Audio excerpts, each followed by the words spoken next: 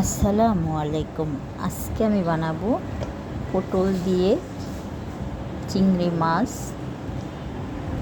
নিয়েছি চিংড়ি মাছ, নিয়েছি পটলের ভিতরেরটা, নিয়েছি পেঁয়াজ, নিয়েছি কাঁচামরিচ, একটা বোম্বাই মরিচ আমার গাছে, নিয়েছি রসুন নিয়েছি, আদা নিয়েছি, নারকেল, চিংড়ি মাছ।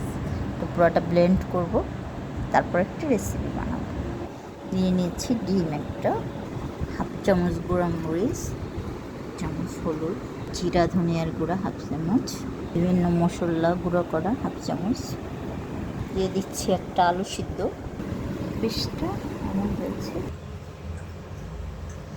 পুর ভরে রেখেছিলাম, এখন এভাবে এটা দিয়ে দিলাম।